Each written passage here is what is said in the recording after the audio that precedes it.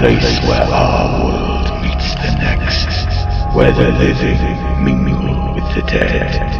Your experiences, your stories. Why not stay a while and join us on a fantastic journey to the other side? Hello and welcome to this week's episode of Phantastic Podcast. So we've got quite a few things lined up for you today. We've got 5 new stories from 5 new listeners. And, without further ado, I'd like to get into them. But first of all, I've got to do the boring bit. If you would like to hear your story on the podcast, then please do send an email to fantasticpodcast@outlook.com. That's fantasticpodcast@outlook.com. That's fantastic with a PH, not an F. And you can send your stories in either text form, or maybe you'd like to send them in an audio file. We actually had our first audio file come through the other day, and I have included it in this podcast for you, with a little bit of editing to make it just a little bit more spooky. Anyway, now as I said earlier on, without further ado, let's get into it. Our first story was sent in by a Carsten Packer, and he's having some trouble with some scratches and some very strange things in the night. This happened to me when I was about 14 years old. I'm 18 now. When my family got our basement finished, my sister, who's 3 years older than me, got to move downstairs. This meant that I would get to move into her old room. I lived there for the rest of the school year, and once the summer came around, weird things started happening to me. I would stay up really late because I didn't have school or a job because I was still only 14, so this meant every night I'd be going to bed at around 3 or 4 a.m. During a lot of these late nights, though, I swore that I could hear footsteps throughout my house, and even whispers of some kind every once in a while. I would hear tappings on my window, second story with no trees close by, and it would freak me out sometimes. Fast forward to about a month into the summer, and my family decided to go out of the country for a summer vacation.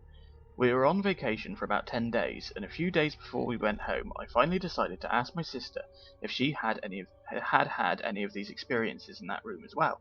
She told me she had, and I asked her if she'd seen anything different than I had at this point. She told me the following story.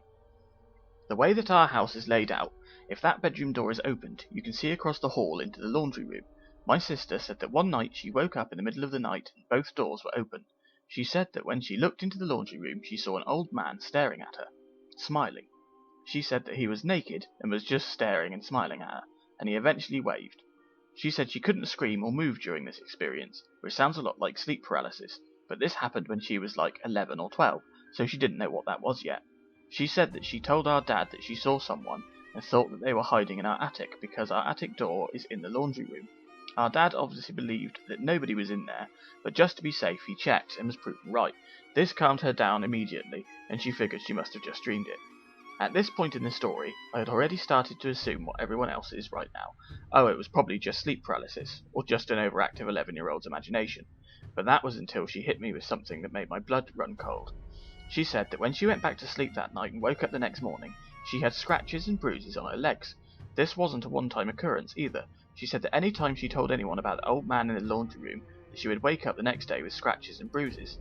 Freaked out, but also thinking she was full of it, I enjoyed the rest of my vacation with my family. Eventually, a few days later, we returned home, and I had to stay in that room. The moment I laid down to go to bed, I was reminded of my sister's experience, and it freaked me out. But I just chalked it up to her imagination again and went to sleep.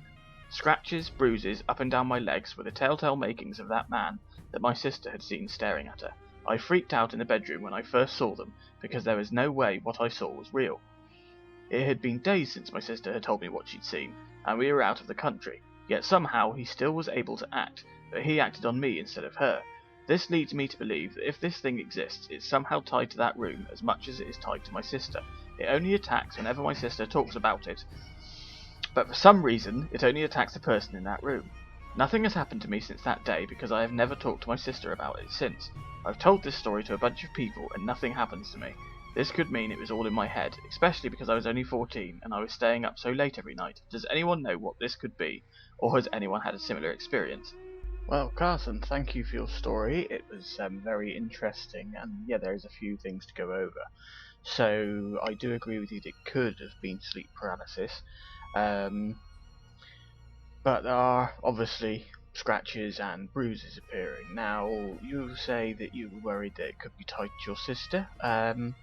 I imagine so, yes. In some cases, there are such things as haunted people as much as haunted places, and if something has attached itself to your sister, and obviously thinks quite fondly of her and wants almost for it to be her little secret, then yes, I would assume that that is what's going on. But as for the scratches and the bruising, I would be quite concerned over that, as spirits that can cause physical harm in that way are usually not very nice. I mean, sometimes you'll get a push or a bump from a playful spirit, but scratching and bruising is never a good sign. So I would suggest that you try to get rid of it. Now, you could do that in a few ways. Some people say that you can try cleansing with sage and things like that, or, if you've got to go full bore, get an exorcism or a cleansing of the house. But before you try any of that, I suggest that you ask your sister, if she's able to, or if, maybe the things have stopped bothering her, but if they haven't, suggest to her that she try asking it to leave politely. I mean, you'd be amazed at how often that works. A lot more than you'd think. In all these Hollywood films you see, it's all, priests and waving Bibles around and the power of Christ compels you, but quite often just a little polite, I think it's time you left because I'm not really enjoying your company, can work wonders. Anyhow, yes, thank you for that. As I say, it was very good, very interesting, and it must be terrible to go through those things with phantom scratches. But yes, thank you for sharing. Our next story comes in from a Chloe Russell, and as promised, it won't be me voicing you. It will be my lovely other half, as she has agreed to voice the female correspondence. As it's not very fair on a woman to hear her story come out of my dirty great mouth. So without further ado, here's your first introduction to my partner in crime. When I was about 11 years old, my family added onto our house. This addition included an extension of the living room and an upstairs bedroom that would become mine. I moved into the room upstairs, and at first I thought it was awesome. Had my own bathroom, and the room had a window seat, and I had a TV. Basically, life was great, but I only slept up there for about a week before starting to sleep on the couch downstairs. My room would creak like there were footsteps. The handle of my door would jiggle at night, and during the day I could see shadows move from the corner of my eye while watching TV. Of course, my parents thought it was funny, and that I was just spooked. The foundation is just setting. That's why it creaks. That's just the air kicking out on at night. So on. They were right. Right? There was no reason they shouldn't be right. I was just being a little kid who was afraid to be upstairs alone. I started to go up there during the day, but I refused to go in there to sleep at night. Weird things kept happening, but I made myself ignore it until eventually I decided to give him a name. Frank. Frank the ghost. And so he's been ever since. Every time something odd would happen, I would just blame it on Frank and laugh. It made me feel better. I did this till the age of 14. I never told any of my friends at school about Frank until one day my friend Paige came over to stay the night. I was downstairs in the living room watching the big TV and eating mac and cheese. From the corner of my eye I saw a shadow walking down the stairs. The angle of the living room to the staircase is blocked by a wall, so you can't see the staircase itself, but you can see the shadow of someone walking down. I assumed Paige was coming downstairs from the shower and trying to scare me. I see you, I said to the shadow on the wall. It didn't stop moving. Paige, you're not going to scare me. I literally see you. The shadow stopped moving, turned and went back up the stairs. When Paige came down later, I confronted her about it, but she adamantly denied it, and she still does to this day. This is when I talked to her about Frank. Let's just say neither of us slept in that room that night. I started to catch glimpses of his shadow more after that. Him next to my bathroom counter, near the shower, next to my dresser, and after several sightings I decided he definitely had curly hair because I could somebody see it bounce when the shadow moved. Fast forward to age 15, while I have another friend named Sadie come over. She's in the bathroom when I suddenly hear her scream. She runs into the room still pulling up her pants, yelling, "What the hell is that?" I was super confused. She kept rambling, "What the hell is that thing in your shower?" and so on. I then told her about Frank. The news about Frank was around school by this point, and so anyone who came and saw him after that didn't take it too seriously. When I was 16, things got weirder. As I would lay down to go to bed at night, I could hear footsteps beside me. I would just curl into my blanket tighter and make myself sleep. This went on for a long time until it advanced even further. One night I had been crying a lot over a boy, and I lay down to go to bed. I'd been laying there silently for a long time, but I wasn't quite sleepy yet. Behind me I felt a dip on the mattress. I went rigid as a rock. It laid down next to me, and I shot up out of bed so fast. I was so freaked out when I had first felt it, I thought I was being dumb, but when it laid down, no thank you. That never happened again after that though, and things seemed to start happening less and less, which brings me to my final, freakiest, most recent experience. I don't have dreams that make sense. I have very vivid dreams, but they follow no plotting and usually are very chaotic. But this night was different. I'd been crying again and I fell asleep eventually. All I could see was his curls. He had dark hair and he was holding my hand, leading me down some steps. When we reached the bottom, I saw a dim concrete room with an old couch in the centre. There we were on the couch and he was just staring at me, and we smoked a cigar together.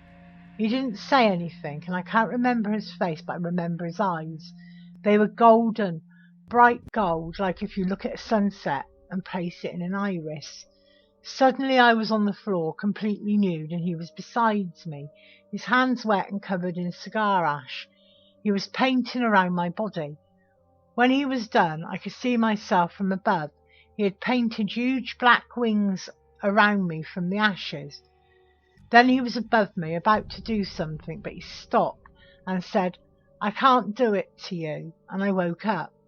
I'm almost 19 now, and that happened several months ago. I don't live in that room anymore because I'm now in college, but I think about it sometimes, and I wonder what exactly Frank is. Is he a figment of my imagination I've just held on to for some reason? Is he a spirit, a demon, something? Or has it always been just a house settling in my weird dreams? Okay, thank you for that story, Chloe, and a big round of applause, I think, for my other half for doing such a good job on reading it for you. So, Chloe, yes, there's a lot to unpack there. You've gone into great detail over many years. So, shall we start from the beginning, I suppose? So, the outline in the shower. Okay, so the shadow in the shower, again, I would have said initially, shadow figure, or, as you say, you saw it at the corner of your eye.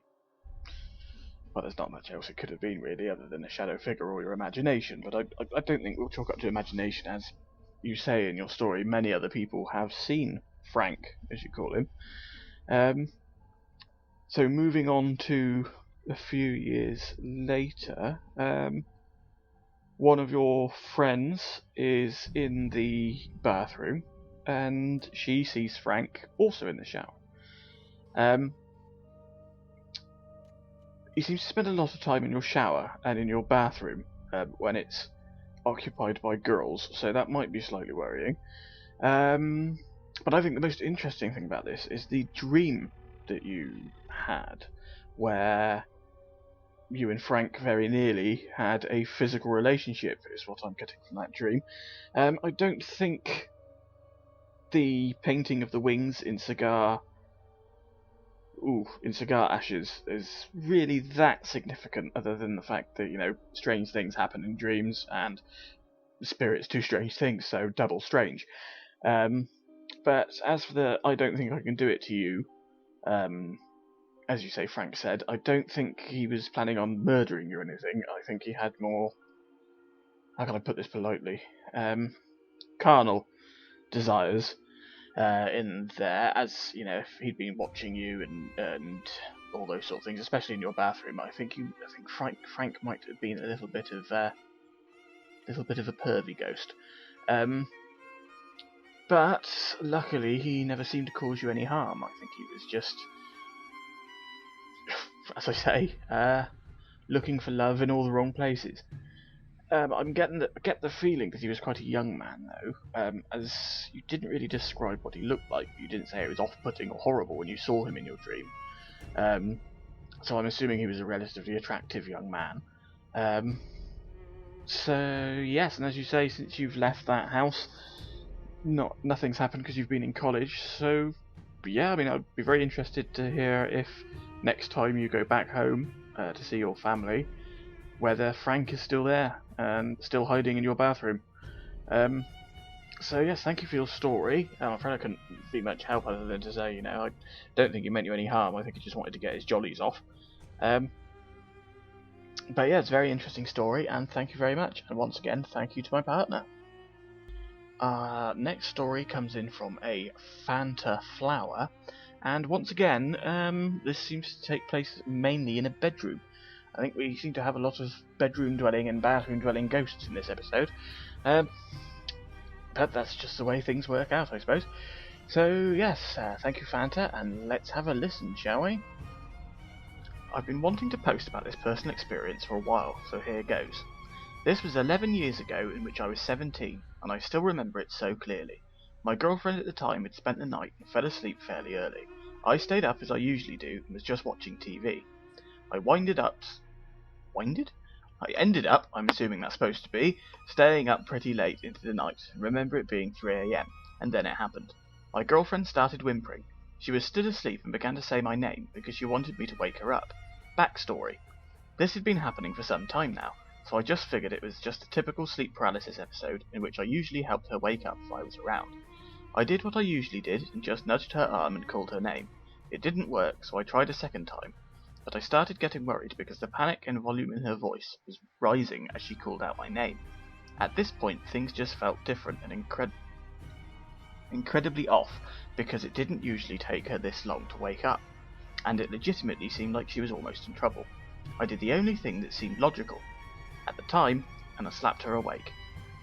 That finally woke her up, but she looked dazed and still half asleep. 2 seconds after I woke her up, she looked at me and said, "I kept hearing growling by your side of the bed." Right after that confusing sentence, I heard something pound on my closet door, which is actually on my side of the bed.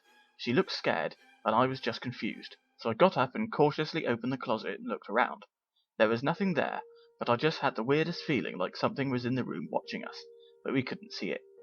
I tried my best to reason with myself that maybe my sister was still awake and doing something in her room since we shared a wall, but then I decided to try something.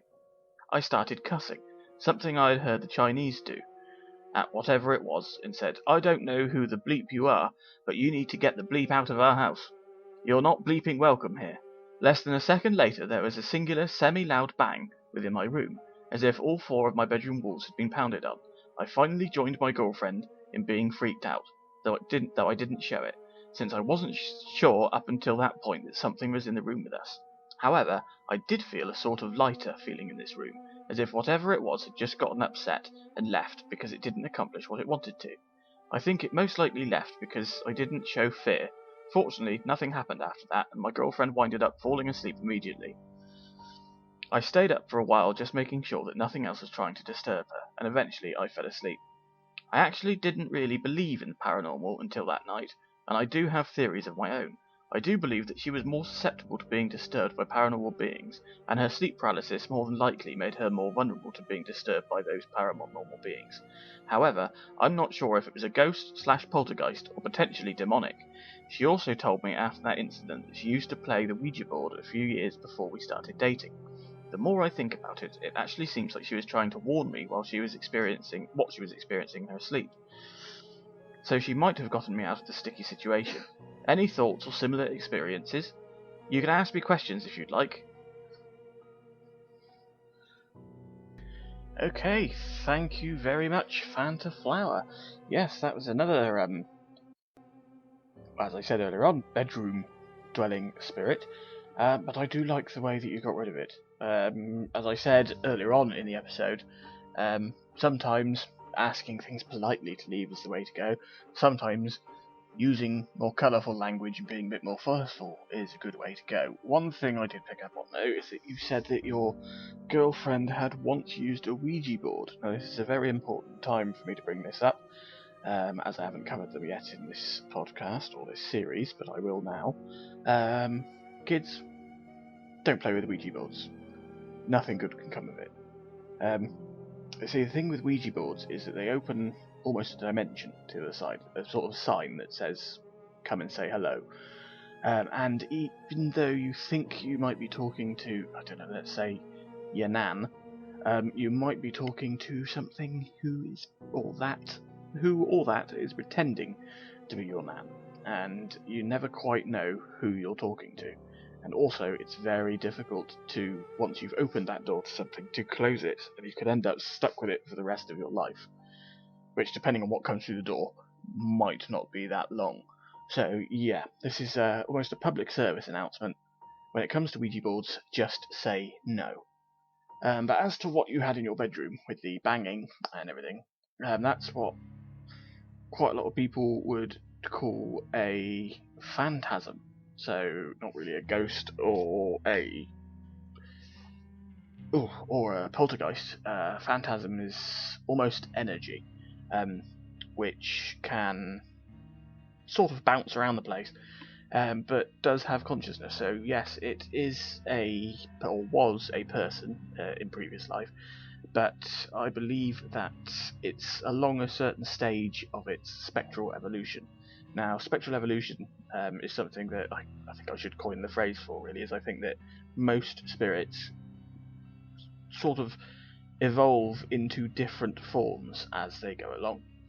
And I believe that Phantasm is quite close to the end. It comes after Shadow Person, in my eyes.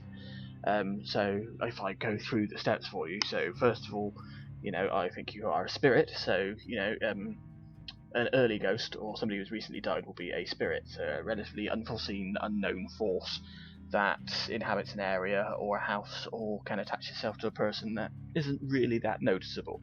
They just tend to sort of follow around, see what's going on. Half the time, I don't think they even know they're dead. I've seen a fair few people from the other side who definitely don't seem to think that they're dead. And progressing on from spirit, that's when I think you get into your ghost territory, which is, they've been dead a little while. They've got hold of the fact that they're no longer living, and they're sort of discovering their new plane of existence. And that's when you sort of get things like bumps in the night, things like that, as they try to figure out how to basically get around and what they can do. Moving on from spirit, from ghost, then I think you have your phantom, which is a very noisy, very bumpy, but not extremely dangerous or horrible, just sort of a nuisance, really. So those are the things that people call mimics and things like that. I'm sure we'll cover mimics at another time. I'll give you a brief summary of a mimic. So if you have ever been at home on your own and you suddenly hear, say, if you're a teenager, or even if you're married, you'll hear your mother or father or husband or wife, or sometimes even son or daughter, brother or sister, in another room, maybe calling to you. But when you go to investigate, there's nobody there. That is what some people would call a mimic, and what I would call a mimic. So it's a phantom that basically pretends to be somebody that you know in order to get you to come and see them. Sometimes it can have disastrous consequences, other times not so much. Then obviously after Phantom you get your Phantasm, or sort of energy. They can't really do much anymore. You're a form of energy, and I've just realised I've missed out Shadow Person, which is after Phantom, which is beginning to fade out of the ability to be seen and things like that. They can no longer form a corporeal form, don't quite have the energy to do it. And then obviously after that, then you get the Phantasm, which is more just the energy that's left over. This can be quite destructive, but as I say, doesn't really have much of a direction. It sort of bounces around, really. If you think of a blue bottle or a bee in a window, trying to get out and just sort of bumping its head against the window constantly, that's sort of what I think that was you had in your room. Now, you may be thinking to yourself, oh, he's missed out loads of categories of ghosts and spirits, such as poltergeists, wraiths, and all that sort of thing. But those, I believe, come from a different place. I'm not talking hell, or heaven, or space, or anything like that, but I believe that they are what I would call the untimely death spirits, or vengeful spirits, who died in a violent way, or suddenly, but wasn't expecting it, maybe fell off a building, hit by a car, the old English favourite, run over by a bus. So yeah, they definitely have more energy as they're angry and have a right to be. But yes, I'm sure we'll cover those at another time. So thank you once again, Fanta, for your story. Now, moving on, I didn't do one last episode because I thought I'd give myself a break. I shall tell you another one of my stories. Now, this will be my second experience. So after the lovely cat experience I told you about in episode 1, again, this takes place in my father's house, and I was, I'd say, around about 7 or 8 at this time. Now, when I was little and used to go stay at my father's house, every night at bedtime, he would come upstairs and he'd tell me a few silly jokes, sing me a couple of silly little songs, and then I would go to sleep. And what this particular night, I was laying in bed, sort of looking up at him, half asleep, half awake, as you do when you're a child, and he was singing, I think it was My Old Man's a Dustman, and I saw somebody come into my bedroom. Now, my brother's bedroom was downstairs in this house, and my father's bedroom was upstairs in mine. So, but from the way that this person, I'll call them, was dressed, I thought it was my older brother who'd just sort of come in to see, what was going on, or maybe he wanted something. So there was modern clothing, But when I sat up to say, oh, hello, to him, I noticed that whoever this was in my room didn't have a face. Now, there wasn't like a hole where the face should have been, or a black chasm. They just didn't have a face. They had the hair, they had the neck, they had the ears. There was just no nose, mouth, or eyes. But I didn't get a terrible feeling from it. It was almost as if it saw me realise that I'd seen that it didn't have a face, and then as quickly as there, it was gone. But yes, I saw that a couple more times in my father's house, but again, it just sort of stopped one day. I don't know whether it was somebody who had recently passed on and didn't really know what they were doing, was just wandering around and realised I could see them, so hung around for a while and then got bored and went off to do something else. But no, I'll always remember that one, as that was my first, I'd say, humanoid or human form ghost. Okay, as promised earlier, our next story comes in the form of an audio file. And this is from one of our listeners, and he has titled it Fordington Ghosts. So, shall we have a listen?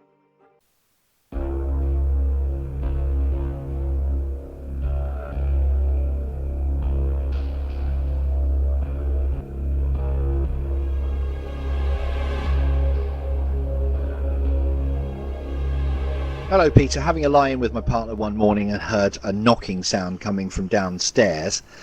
Usually we can see people walking by our front door to the back door, but it didn't sound like knocking on the front or the back door. It was just a knocking sound.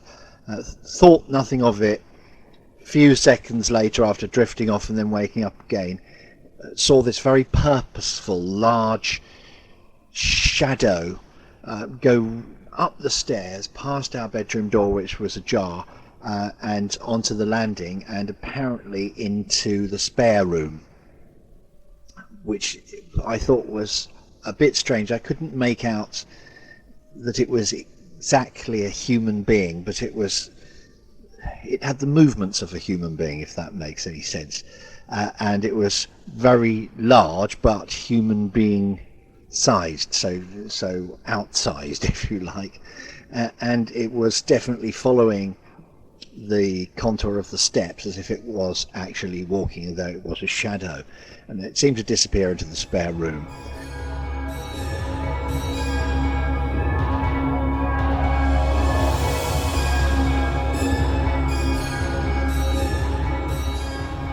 That afternoon my stepson happened to arrive, and we told him about the ghostly apparition drifting past the bedroom door earlier that day.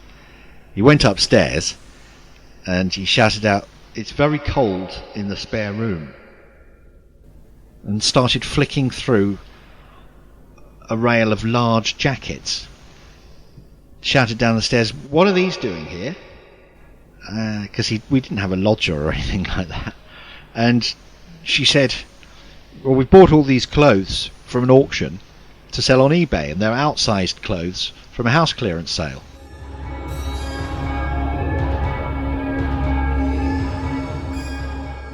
They all belong to an old man who's probably dead. Came back downstairs and said, "Look, these gold buttons were in the outside pocket of one of the jackets." And my partner said, "They were in the inside pocket, sealed in a plastic bag."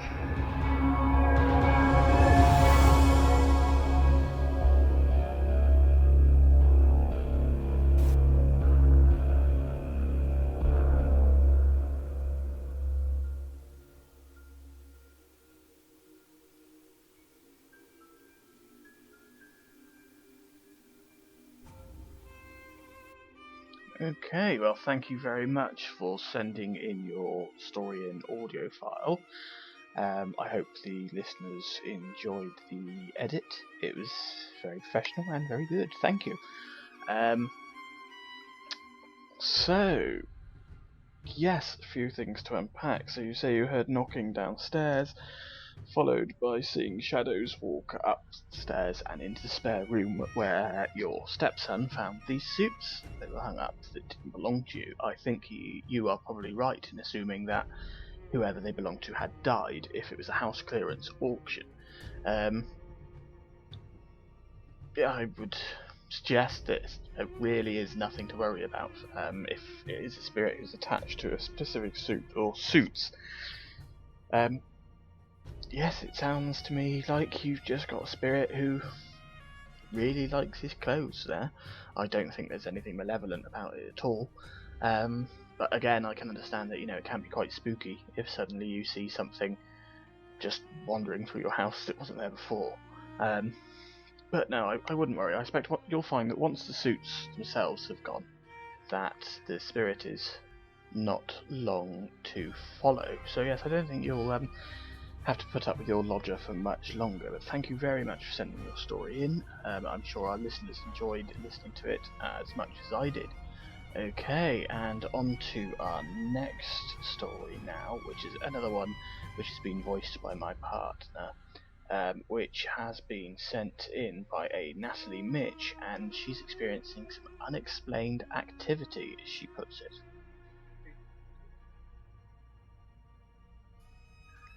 I'm going to start off this story with a little background of my house layout at the time to make this story seem more fluid and paint the story a little clearer. I grew up in the suburbs of Chicago, and the house I grew up in had many partial floors to it.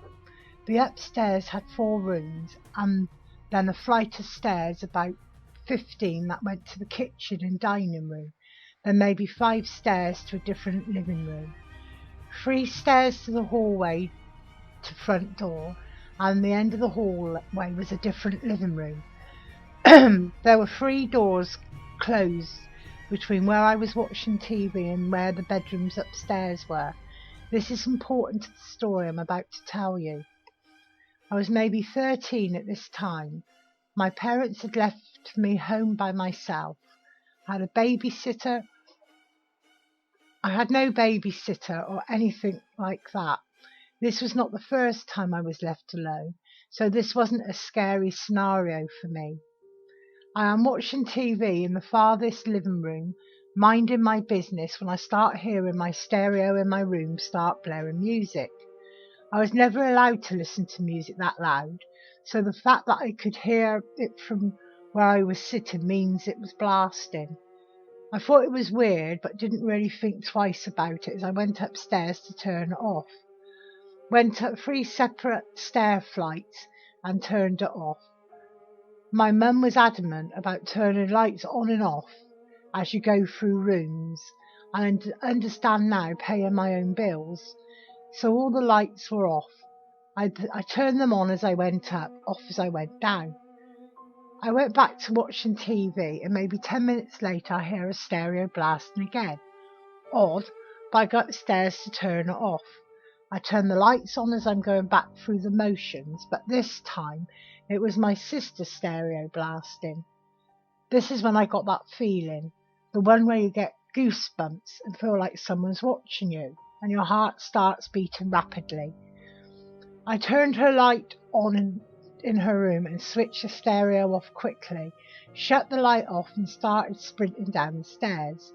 As I was halfway back down the stairs, both stereos and all the lights upstairs turned on, except this time they both had static instead of a radio station. I hightailed out of my house so quickly, crying to my neighbour's house. I was so frightened. This obviously called my parents, who had asked my neighbours to come back to the house with me after I explained the story. The craziest part was, when we went back to the house, no stereos were on, no lights upstairs were on, just the TV that I was watching downstairs. She came up to the rooms, tested the stereos, and when she did, they were both at medium-low level. She and my parents thought I was just being dramatic, or whatever, because there was no evidence to this happening to this day. I still don't know what happened, but I am convinced that it was a paranormal activity. There were no spikes in our electricity or anything like that, and I have no explanation for what went down. Okay, thank you, Natalie, for your story. Yes, again, very interesting. And once again, we seem to have more evidence that spirits, ghosts, and things from the other side definitely enjoy playing with electrical equipment, lights, and stereos. Now, I think what you probably had there was a poltergeist from the way that it was, turning stereos up and down, but I can't be entirely sure because some ghosts also play with stereos. Now, if you had stuck around in the house for longer once the white noise was going on, obviously, I understand entirely why you didn't, as that could be quite scary, suddenly everything turning on to 11 like that. I'd be interested to know if you'd have heard voices coming through the white noise, because I don't know if you've seen, it's quite a famous film that deals with this in a very Hollywood fashion, but they'd be surprised by how correct they almost were. But yes, ghosts can communicate through white noise, which is why people use things called ghost boxes, which flick through different radio stations and mainly see if they can pick up things in white noise while trying to communicate with spirits and things suchly. But yes, that would have been quite interesting. Because I can see how being alone in the house and having all that electrical equipment turn on could have been very spooky for you. It added to the fact that you had the goose pimples and the feeling of being watched. So yes, thank you very much for your story, and I'd be interested to know if anything like this happened at a later date. So if anything like this does happen again, please do let me know. And also, whether or not anything else ever happened in that house, I would be very interested to know as well. Okay, and thank you very much for sharing. Well, that wraps it up for this episode of the podcast. I hope you had a fantastic time listening. And yes, until next week, sleep well and don't have nightmares.